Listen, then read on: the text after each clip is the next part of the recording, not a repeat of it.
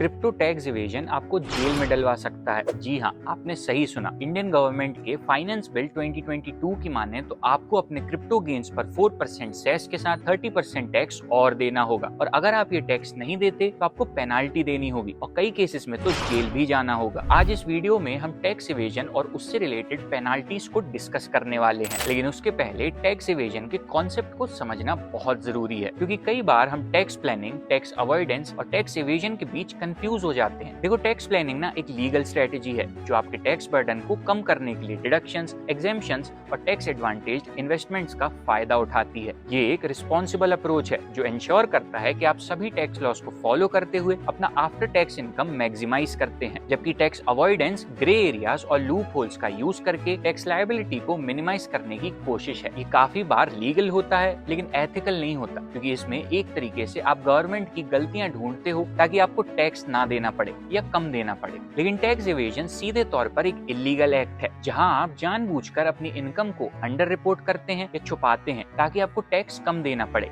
ये एक serious offence है जिसकी पनिशमेंट इंडिया में भारी भरकम फाइन्स, इम्प्रिजनमेंट और आपकी रेपुटेशन के तौर पर नुकसान मिल सकता है। अब ये पेनाल्टीज आप पर क्यों और कैसे लगेंगी ये समझते हैं। अब यदि आप अपने आईटीआर में क्रिप्टो रिपोर्ट नहीं करते तो इनकम टैक्स डिपार्टमेंट सेक्शन 148 या 148A के तहत आपको नोटिस भेजता है। पहले इनकम टैक्स ऑफिसर आपको 148A नोटिस भेजता है, जिसमें आपको एक्सप्लेन करने का मौका मिलता है कि आपको सेक्शन 148 का नोटिस क्यों ना भेजा जाए। अगर आपने वैलिड रीजंस दे दिए तब तो ठीक है, वरना अगर आईटीओ को लगता है कि आपने जानबूझकर अपनी इनकम रिपोर्ट नहीं की तो वो सेक्शन 148 के तहत आपको वापस से नोटिस भेज सकता है। ये नोटिस रेलेवेंट असेसमेंट ईयर के एंड से लेकर 3 साल बाद तक भेजा जा सकता है। अगर आपकी एवेडेड इनकम 50 लाख रुपए से ज्यादा है तो ये पीरियड 10 साल तक बढ़ भी सकता है। इस नोटिस के बाद आईटीओ आपकी इनकम को सेक्शन 147 के तहत रीअसेस करता है। पेनाल्टीज पर आए तो अगर आप क्रिप्टो टैक्स इवेजन करते हैं तो पेनाल्टीज काफी सख्त हो सकती हैं। अब यदि हम क्रिप्टो इनकम की बात करें तो मान लो आपकी क्रिप्टो इनकम अंडर रिपोर्टेड है तो आपके ऊपर ड्यू टैक्स के 50% तक की पेनाल्टी लग सकती है, और अगर मिस रिपोर्टेड इनकम है तो ये पेनाल्टी 200% भी पहुंच सकती है। इसके साथ अगर आईटीडी को लगता है कि आपने जानबूझकर 25 लाख रुपए से ज्यादा का टैक्स इवेड किया है तो आपको 7 साल तक की जेल भी हो सकती है, और अगर इवेडेड टैक्स अमाउंट 25 लाख रुपए से कम भी है तो भी आपको 2 साल तक की जेल हो सकती है। यदि आप लेट आईटीआर फाइल करते हैं तो आपको 1% पर मंथ इंटरेस्ट चार्ज